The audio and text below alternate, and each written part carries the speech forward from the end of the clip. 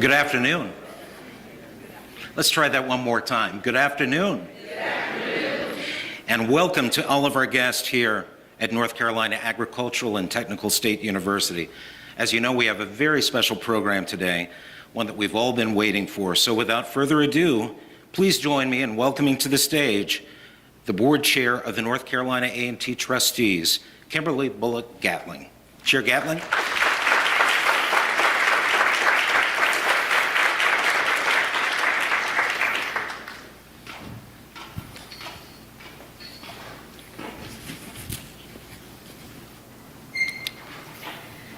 Good afternoon, everyone. Good afternoon. What a great day it is in Aggieland. I want to thank you all for joining us in person for today's special announcement. And for those of you who are on the live stream, thank you for taking time from your work schedules and family obligations to join us as well. Just 9 months ago, almost to the day, the North Carolina A&T Board of Trustees gathered in this very room and heard from Chancellor Harold L. Martin that this would be his final year in leadership at North Carolina A&T. As board chair, I took a deep breath, knowing that it would take a very special person to fill these shoes. 9 months later, time that was spent on a thorough national search that attracted interest from incredible leaders across the United States, we have found that person. Chancellor-elect Dr. James R. Martin II, who in August will become the 13th Chancellor of North Carolina Agricultural and Technical State University.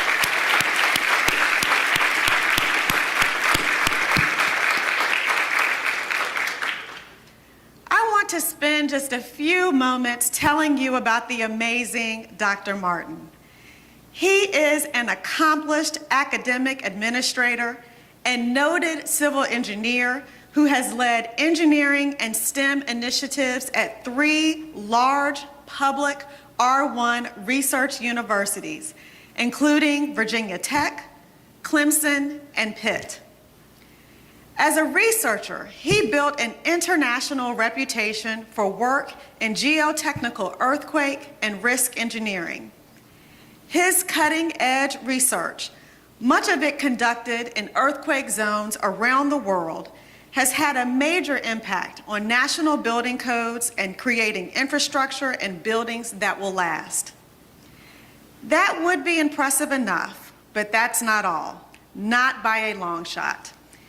He is a passionate, longtime proponent of harnessing technology and access to learning to unlock human potential and to meet the needs of higher education and a nation increasingly reliant on STEM disciplines. At Virginia Tech, that meant serving for 2 decades as a professor of civil engineering, serving countless students, creating the university's well-known Disaster Risk Management Institute, and consulting with more than 100 firms and government agencies around the world. At Clemson, it meant developing new curricula and degree programs in civil engineering, leading record research growth, creating innovative partnerships with industry, and being the inaugural leader to hold the Bob Benmosh Professor and Chair of the Glenn Department of Civil Engineering. And over the past 6 years at the University of Pittsburgh, it meant serving as the first U.S. Steel Dean of Engineering for the Swanson School of Engineering, and subsequently as Pitt's Vice President for STEM Research and Innovation.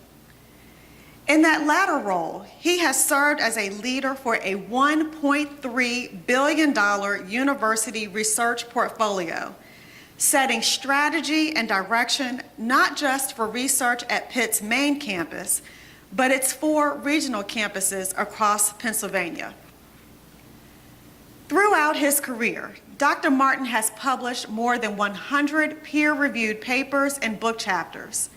He and his work are so well regarded that he has been a featured speaker before national organizations, ranging from CNN to the White House, focusing on higher education, research, and disaster mitigation topics.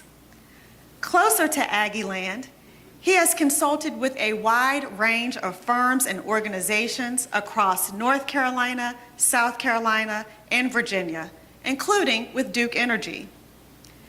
All that might be for naught, however, if he didn't get A&T and the very special place that our university holds, not just among thousands of U.S. universities, federal and state agencies, and industries, but in the hearts and minds of our alumni, our faculty and staff, and most importantly, our students.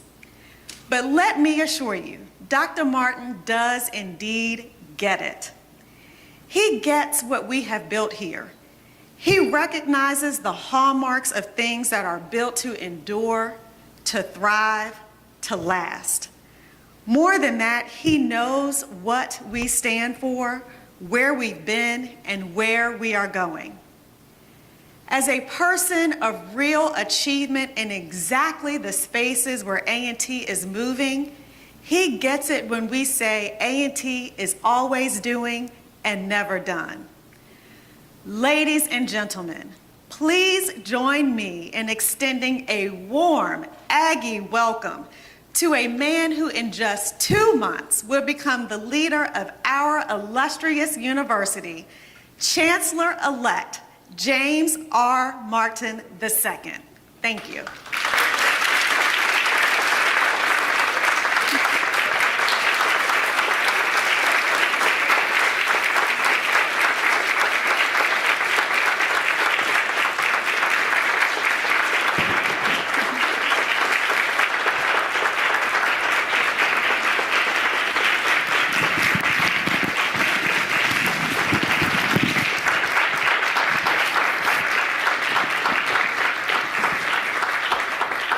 Wow, what a moment.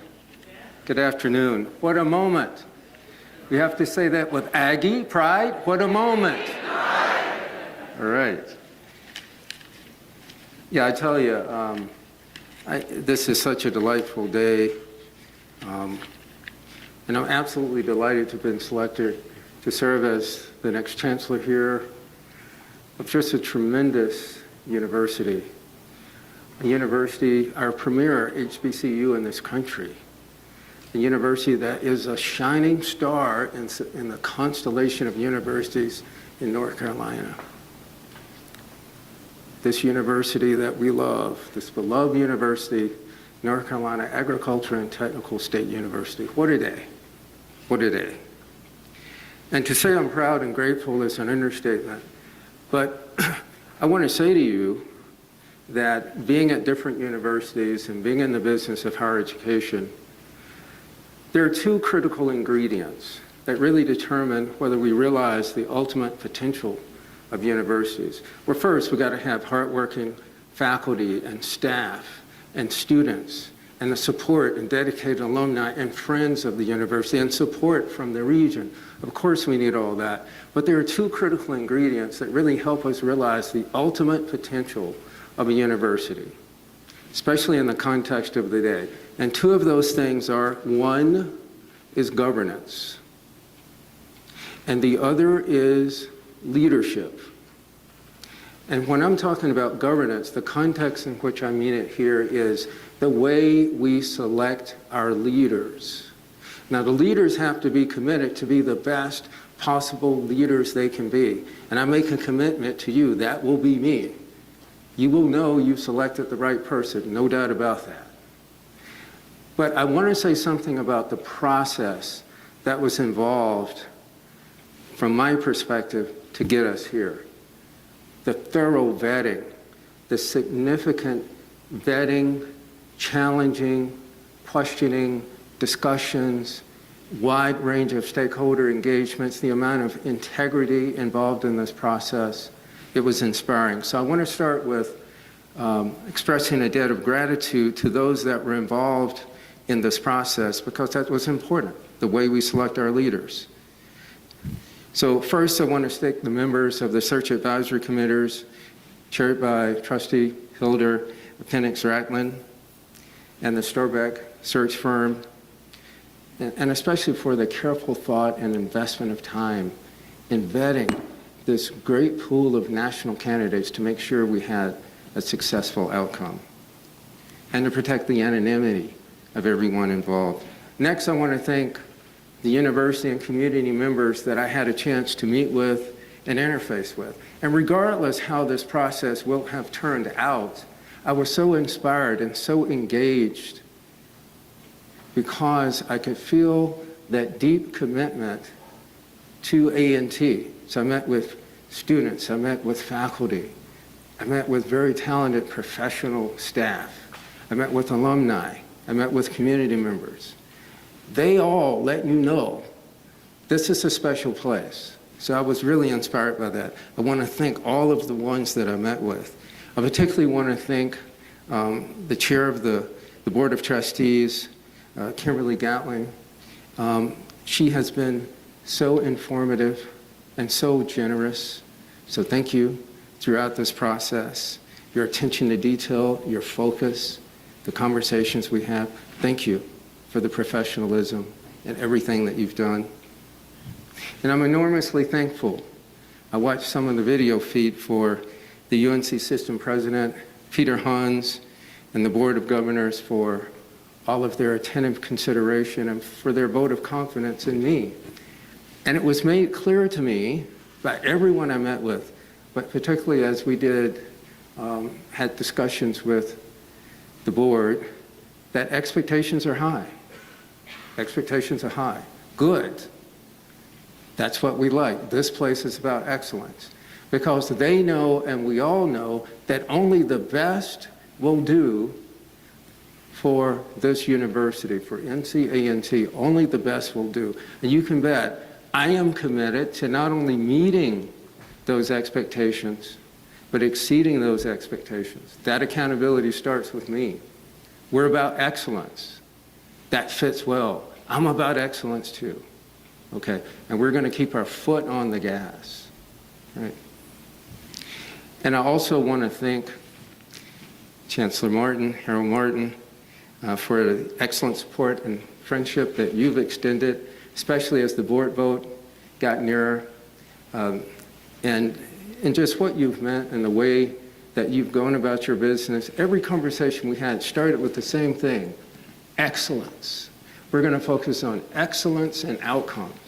So thank you very much for that. And I have to say, I know I want to get this out of the way, right? I know we're going to make a joke about this, right? So yeah, I'm going there. So let me see. We're both named Martin, right? We both grew up here in the South. We both went to Virginia Tech. We both got a PhD in engineering from Virginia Tech. And what I found out recently, we both had the same first job, which was driving a school bus while we were in high school, right? Now, I don't want to go too much further back, but I guess the board thought that worked out pretty good the first time. Let's do this again. So with those thank yous, I want to spend a little bit of time. We don't select a new chancellor every day, so I want to spend a little bit of time and just tell you a little bit about my journey here and about why this is special to me. So as I was reflecting on what today would be like and reflecting on what it meant to be back in this area, I really never left the Carolinas. I started thinking about all the connections. You see, those of us from the South, we know that place means something. We don't go too far, and even if we do, we always have this attraction to place. Now, I grew up in Union, South Carolina, which is the county next to York, just below Rock Hill. And actually, I grew up in the western part of that area in a little town called Cross Keys, South Carolina. Probably won't do you much good to look for it on a map because it doesn't have a post office, doesn't have a red light, but it was a little farming community. I grew up on a farm. My mother was an educator. My father worked for the phone company. They went on to have careers as local elected officials. I learned a lot from them. From the time I was 7 years old, I was driving a tractor on the family farm, which is still there in Union, South Carolina, in this little town called Cross Keys. But I wanted to talk, as I was reflecting, I wanted to talk about the things that connect me to this region. You see, I grew up on Highway 49. It's a little small highway in that rural farming community. So I started thinking about being here. Just on the other side of Burlington is North Carolina, Highway 49. It's the same highway, right? And I started immediately thinking about, wow, where everything started for me was just on the other side of Highway 49 for me. And I immediately felt a greater sense of connectedness. Because every time I'm coming home, when I get down there on Highway 49, usually coming out of Charlotte, I'm starting to feel like, yeah, I'm back home, right? And I thought about it. It's telling a story. It's not just something that links two locations. It's telling a story. It's telling a story of lives and people and promises kept and promises not kept. It's telling a story about futures. And every time I'm driving down Highway 49 and I feel that connection, I have two thoughts. The first thought is how fortunate I am to have a life that has unfolded the way it is for me. How grateful I am. How many things had to go right. How many people had to intervene in my life to get to where I am. It was hard to get to where I am. I had a lot of tragedy and loss in my life. I didn't grow up with much. Never would have thought my life would have turned out like this. The second thought that I have as I'm driving down that road is I ask myself, how much stranded brilliance is along these highways running around our communities and our state and our nation? How much untapped human potential is there out there? And I represent that story. Stranded brilliance. For us to realize the full potential of our region, our state, our nation, we have to do anywhere in this country. And that's what I think about when I'm driving down Highway 49. How many Ron McNairs are there in the world that grew up in Lake City, South Carolina? How many of those are out there that we don't know about? Let's make sure we keep our foot on the gas so we don't have stranded brilliance.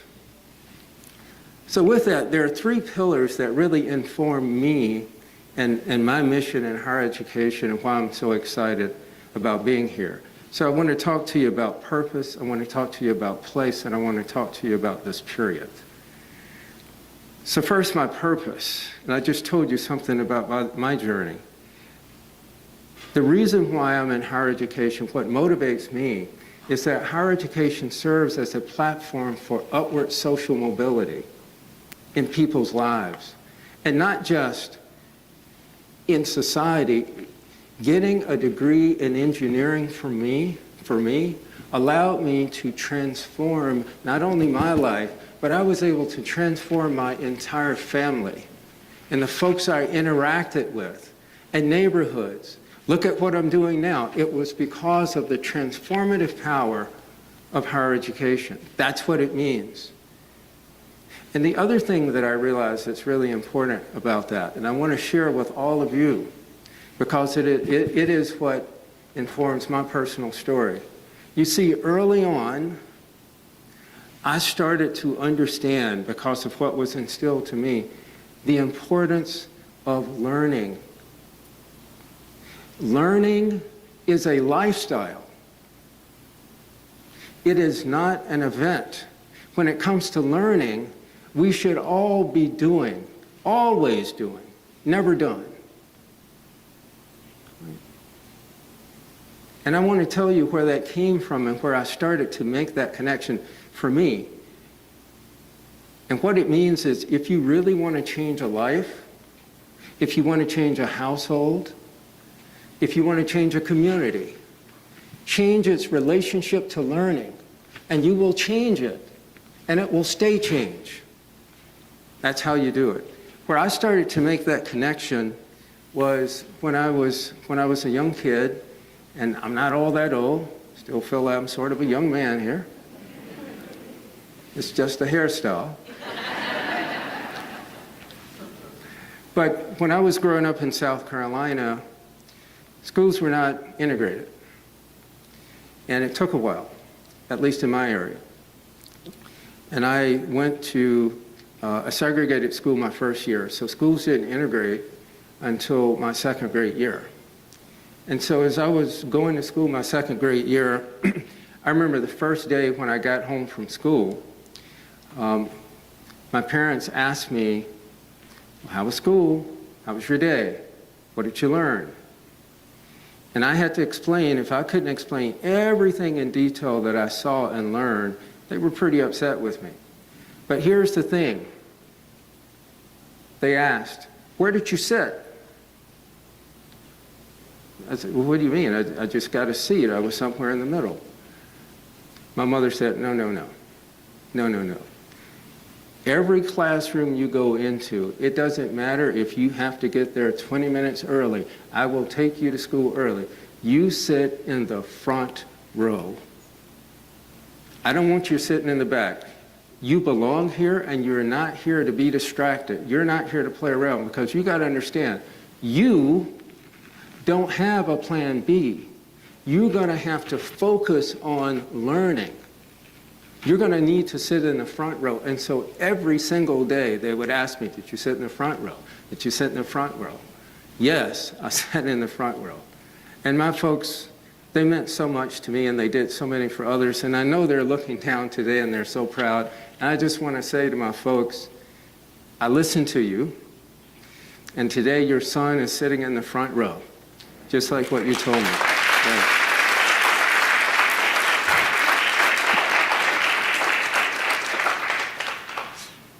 I want to talk about this place and the legacy and the excellence of this place, which has had a profound impact on this country morally, socially, economically, and it still has incredible impact, a disproportionate impact on this country.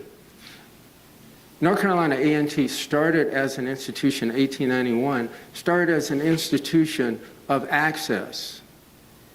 It's the only place that black students could go and study in that region. Now it's an institution of excellence that happens to have the culture of an HBCU. And look at the production. Look at what it means. This university produces more black engineering graduates than any other university in the country. And all the other disciplines on campus are ranked somewhere at least in the top 10 of the number of black graduates that they produce in this country. And let's talk about some of the accolades. U.S. News and World Report ranked North Carolina A&T in the top 5% for upward social mobility. We're number 2 in the state in terms of students with starting salaries, right behind North Carolina State University. We also ranked in the upper 25 in innovative universities. Now think about that. We're in the top 5% of universities that raise people up, but we're also among the top 25 schools in the country for innovation. Who are we tied with? Number 25. We tied with 2 other schools.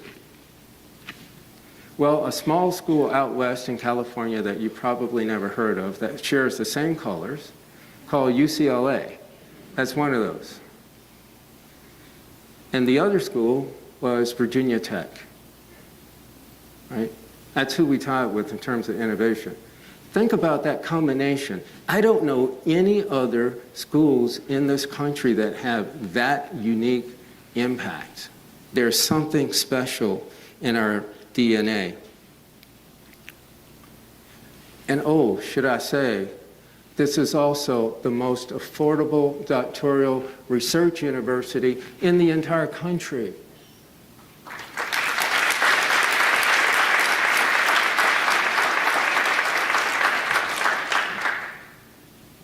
So that means that the word is out.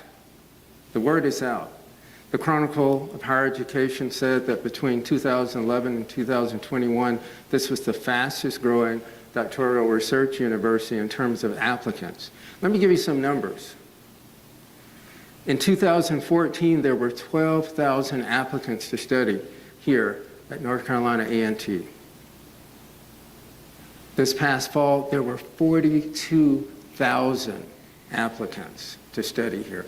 350% increase. I think that deserves a hand because it says that people notice what's going on and how special this is and the value that we're providing and the human potential that we're helping to realize. This country needs more thinking like what is going on here at North Carolina A&T, and that is why I'm so excited about being here.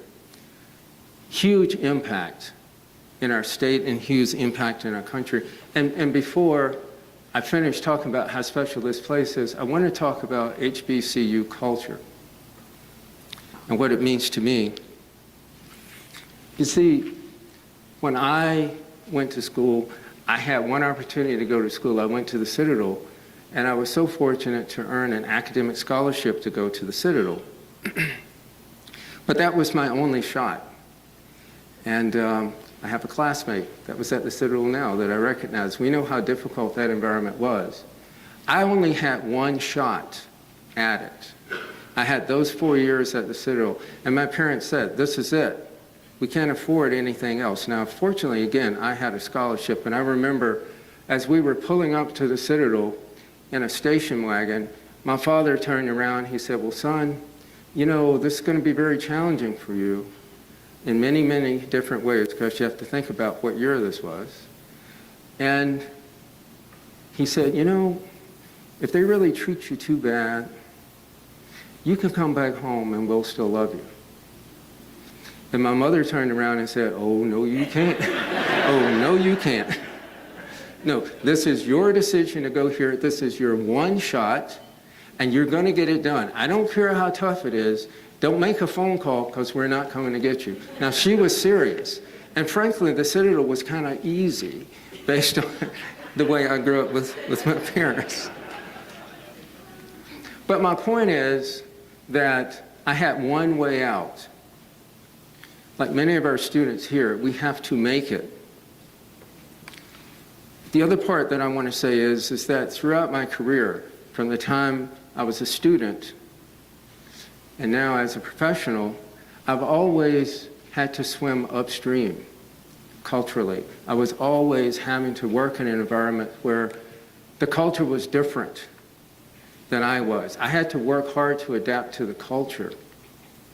And I've always asked myself, boy, if I were a student and I had the opportunity to be around over 13,000 students that looked like me, that thought like me, where I didn't have to work so hard to fit in, where I could find my place. And that was supported by an incredible, hardworking faculty and talented professional staff that let me know that they were vested in my success. There is no telling what else I could have accomplished in that environment. I don't know what it would have been, but I guarantee you, if I could have focused on other things, I could have spent time to be creative and impactful in other ways. Now, I bet resilience and toughness, but swimming upstream is still swimming upstream. Okay, so we have something special here. So that means that what are we going to do for the future? We've got a great plan, which was just referred to, Preeminence 2030. We're going to build on that. We're going to build on the successes that we had. We know the things we want to do. We talked about becoming an R1 university. We kind of are almost there. We want to continue to focus on excellence and quality for our students. We want to have more engagement experience. We want to keep costs down. We want to partner with lots of our communities. We want to be a source of economic impact. We already create an economic impact of $2.4 billion. We want to do more of that. But you see, what I've just explained is that something so singular and special has been created here at North Carolina A&T. I am excited. I can't wait until the 15th of August when I can, in earnest, start to engage everyone here to hear ideas about what our next big, audacious goals will be. You know we're going to focus on excellence, and you know the goals are going to be stretch goals, they're going to be audacious, and you know we're going to be committed to excellence, and we're going to do it with pride, because that's how we do it here. In other words, we're going to keep our foot on the gas. We're going to build on what's going on here. And I want to end up talking about the third point that all of us need to be aware of is this important time in our country and this important time in higher education. This period. This is a critical time, both in higher education and for America. You see, the largest advances in both innovation and higher education have always followed on the heels of major social disruptions. It's at times when the country had to come together. That's when we seem to get it right.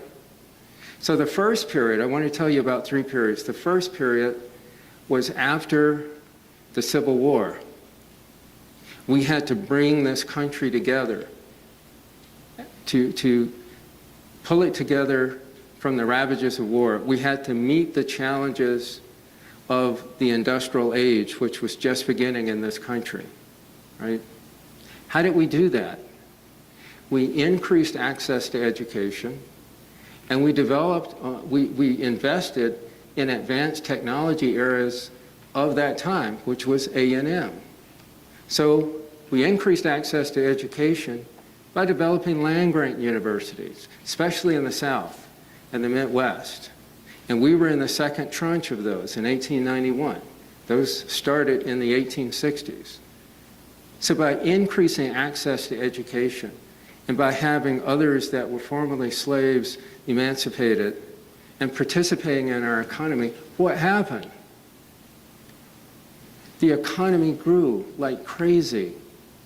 We became the largest economy in the world around the same year that this university was founded because of increased participation in the economy and because of increased access to education. And I won't spend the time to go through history, but there were a lot of phenomenal breakthroughs and a lot of connections to North Carolina and South Carolina that showed the tremendous advancements that we were making because so many new people had a chance to contribute to the forward motion of this economy. But at some point, we took our foot off the gas. We took our foot off the gas. And let's shift forward about 80 years to World War II.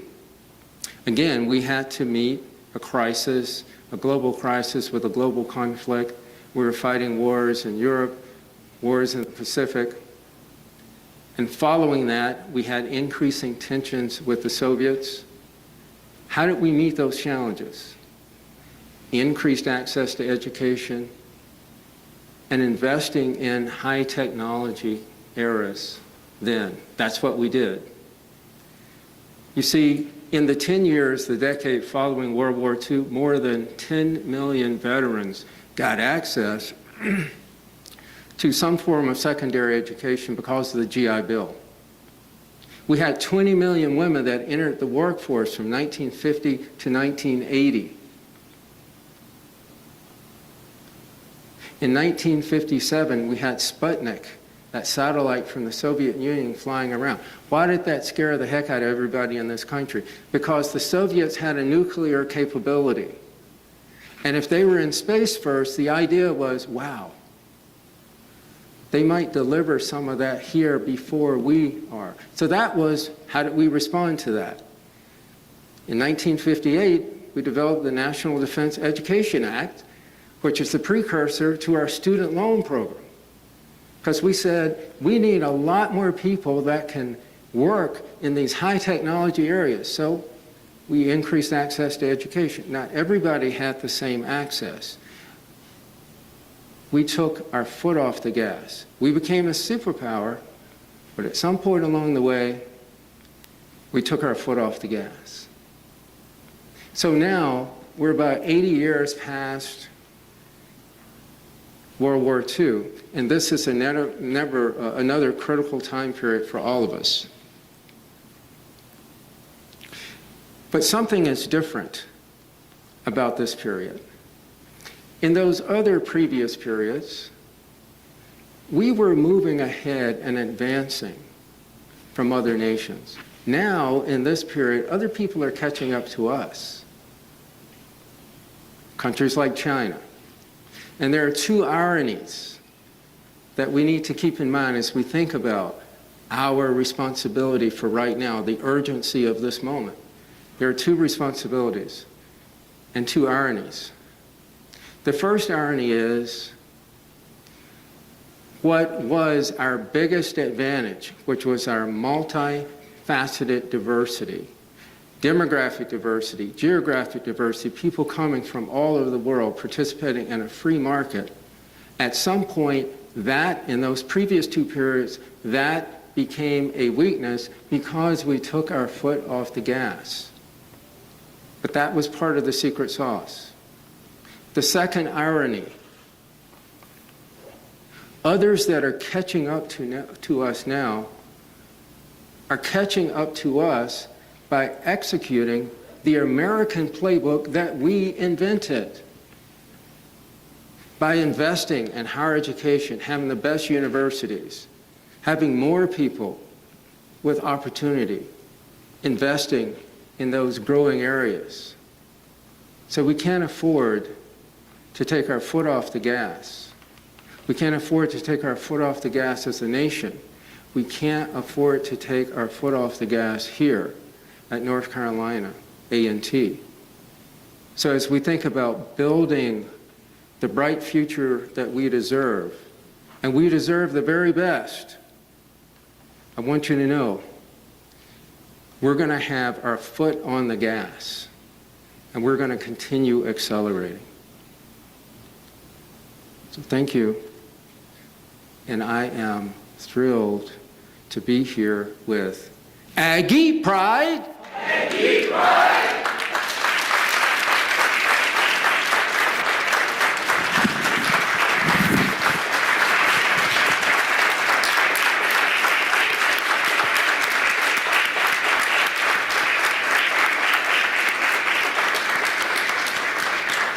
I was told that I need to act dignified, so that was about the best I could do.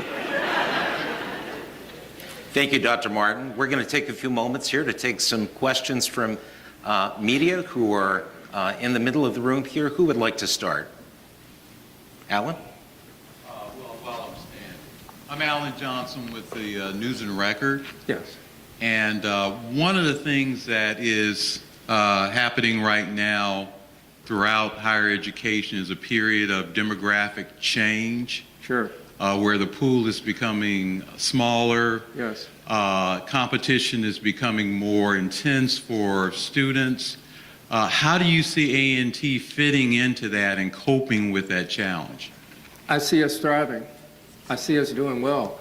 The demographics, you know, I talk about this a lot. If you look at the demographics, North Carolina is forecast to be the fastest growing state in the country, or at least fastest, put it this way, growing faster than the national average between now and 2050, right? So we got a lot of population moving here. People are moving out in the Northeast, to the Carolinas, to places like Texas, and to the mountain states. Those areas are gaining population. So for us here, when I talked about place, I talked primarily about here at A&T, but North Carolina is doing pretty well. Business-friendly state. We are always ranked for the last few years, at least, at the top 1 or 2 places for business. People want to be here. The student demand, as I mentioned, is really important. So this is an area, if you look at the Carolinas, this is a growing area as an innovation hub, as a technology hub. Look at the big industries that are moving here with Wolfspeed and others. Many different sectors are developing here. So unlike some of the other institutions, especially those up in the Northeast, right, I think we're in a better position to focus on that. But let me also say, in my comments, I talked about value, right? I talked about the affordability and I talked about the impact. So I'm not talking about numbers when I talk about demographics. I'm talking about impact. We're going to double down and still be committed to affordability, return on investment, right? Impact, more access, but all done with excellence. And people are saying, there's something special about this place. So we're going to build on that. And we're also going to we're going to certainly build bigger and bigger branding for this university, especially internationally and online. And that is part of, I think that's part of the growth area, is the online space, you know. And of course, I want us to engage our whole community and have that discussion, but those are the first thoughts that I have about that. But what you said is really important. One more thing I'll say about that. There is something also to the demographics that I'm starting to study, and it's called the big sort. Is that not only are we having demographic shifts, but we're having clustering of people with similar ideology and thoughts that are going to certain areas because there are more people that seem to think like that. So it's really interesting that as we start to study, and I don't think any of us know what the implications of that would be. But I can tell you right now, there is no better place to be than right here for me. I can tell you that.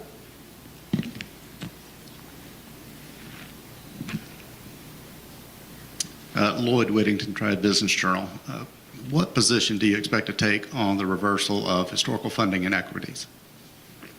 Well, you know, I think that is a larger, more systemic issue, right? We can't change the past, right? So the best answer to that is we have a business case. We're providing excellence. We're meeting the goals of the state. We're creating economic development. We have very specific outcomes. We connect resources to those outcomes. And we're going to continue to build on that. We're going to continue to look at opportunities. We're going to continue to look at opportunities to grow. And the other part of that is, what is it that we have that's unique? Well, if we have something that's unique, that puts you in a little different category, right? So I think we're going to talk more and leverage what makes us unique, right? You see, the sense of place is really important, as I just talked about, but then there are some things that can transcend geographical boundaries. There are certain partnerships that we can have. It's not just one source for resources. So we're going to look at diversification as well, right? And so I look at impacts not just here. I look at impacts all across this country. I want this to be the model university that shows how we develop human potential. And it's my belief that not only will we get the resources that we need, we're going to get people believing in what we're doing, right? And we're starting to see that. And that becomes what you call a movement. And let me say, we're pretty good at movements, right? Right? Because this human potential that we're talking about is compelling stories. Look, when you build a bigger pie, everybody gets a bigger slice. So focusing on outcomes, having a strong business case, I know that will get us there, and then some. We'll take time for just one more media question and then move to the back of the room. Thank you. Joe Killian from the Assembly. So you just said that a major mistake in our American history was taking our foot off the gas as concerned diversity. And there's been a lot of controversy in our state higher education system over diversity, what it means, who gets to advocate for that. And the official position of the university system now is that universities, their leaders, and their faculty have to remain neutral on social and political questions of the day. A&T's history is built on not doing that, not remaining neutral on some of the most divisive social and political issues of the day. I wonder where you see A&T and yourself as a leader in this conversation. Well, it's very simple. As I just mentioned, A&T has a singular focus. And I can tell you what diversity means here, because different people have different words that they twist around. So the shifting sands of DEIA and all the political noise around it, for us here, diversity means a multicultural meritocracy based on merit and excellence. That's what it's based on. The rest of the world comes here because of the diversity, and that speaks for itself. And so for me, I look at the importance of being singularly focused on what I just talked about. We have clarity of mission. This university is here for a reason. We're based on excellence, right? And we happen to be an HBCU. And that's being validated by unprecedented demand. That is what I'm focused on. I'm focusing on putting our foot on the gas. And what you were saying earlier about saying that it was a mistake that we took our foot off the gas, I was pointing out that it only means we will be better off. My fundamental belief, whether it's a mistake or whether it's not a mistake, it depends on whether you believe that we are the best possible country when we do the most to maximize human potential of everyone across this country. And we are better off. Now, if you believe that, then that means when we took our foot off the gas and it showed up economically, you see, then it was a mistake, right? But this is important. It's not just socioeconomically. If we're not having the most robust economy, communities that are sticking together, the most innovation, that speaks directly to national security, right? If you're not the biggest economy, what does that mean for national security? Look at how fast China is growing, for instance. So we're not the big dogs on the block like we used to be, and that is my concern. That is exactly what we did in the 1950s to create the National Defense Education Act, because we were saying the way we're going to do that is by maximizing human potential. And I do believe that is our way forward. And we're going to have to do that to be the best possible country. And I want us to do that with a sense of urgency. And especially because I said what's different in this period, others are catching up to us. Look at the rate of growth of China and what they're doing. Look what they're doing socioeconomically. Look at what they're doing militarily. We got work to do. So the big mistake is not keeping our foot on the gas, absolutely, if that's what you believe, and that's what I believe. Thank you to our friends in the media, and Dr. Martin, we'll throw it back to you for some concluding remarks. Well, the concluding remarks are that, once again, I'm thrilled to be here. I hope you can see that I'm a little bit passionate about what this means, and it is certainly my purpose to exceed these expectations that we've set. I like the standard of excellence, this incredible special place. Let's look back on this day and think, you know, this is a day that we all came together and started planning for our future. So I look forward to us creating a bold, beautiful, bright future. And you know what? We're going to always be doing, but we're never going to be done in that. Okay?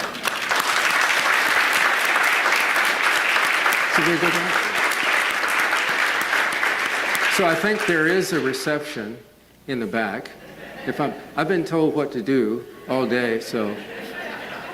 Thank you, Dr. Martin, and thank you all for being with us today. Thank all of you who are on the live stream for joining us. That concludes our program and the live stream, and we invite all of you to join us for the reception next door.